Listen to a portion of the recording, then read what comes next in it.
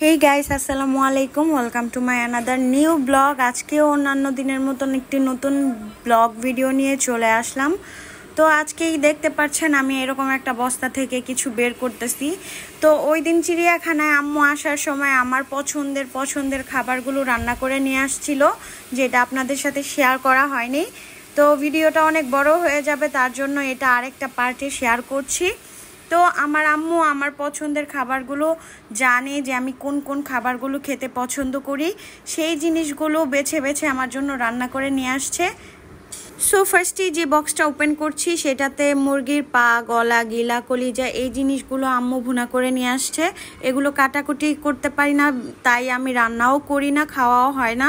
আরেকটা বিষয়, অনেকেই মুরগির পা, গলা, গিলা, কলিজা এই জিনিসগুলো খান না, তাই বলে যে সবাই খায় না তা কিন্তু না। এই জিনিসটা কিন্তু আমার অনেক ফেভারিট।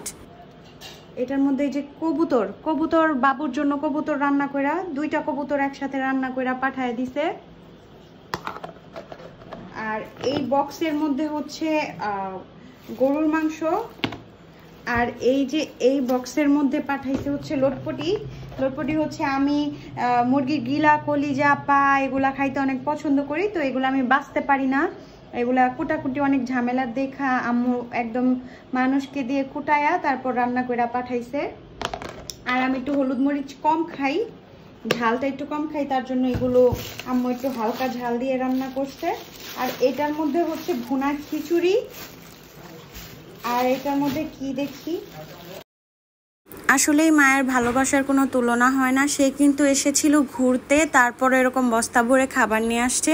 এটা নিয়ে ক্যারি করে ঘোরাটা অনেক ঝামেলার, তারপরও সে এটা একবারও ভাবেনি, সে খাবার নিয়ে আসছে। সো ওই দিন চিড়িয়াখানা থেকে বাসায় আসতে আসতে অনেক লেট হয়ে গিয়েছিল, তো বাসায় এসে রান্নাবান্না করার মতনও এনার্জি ছিল না। আর বাহিরের খাবারটাও আমি তেমন খেতে পারি না, তো মার খাবারগুলো পেয়ে আসলে আমি বেঁচে গিয়েছিলাম, শুধু বের করছি আর গরম করছি। এই তো গরম করে নিয়ে আসছি। কি সুন্দর ঘ্রাণ। সো আজকের জন্য এতটুকুই, ভিডিওটা আর বেশি বড় করলাম না। তো আমার পাশে অবশ্যই আপনারা থাকবেন, আমাকে সাপোর্ট করবেন। আপনারা কিন্তু 1-2টা কমেন্ট করলে আমার কিন্তু অনেক উৎসাহ লাগে। আমি কিন্তু ভিডিওগুলো অনেক কষ্ট করে বানাই।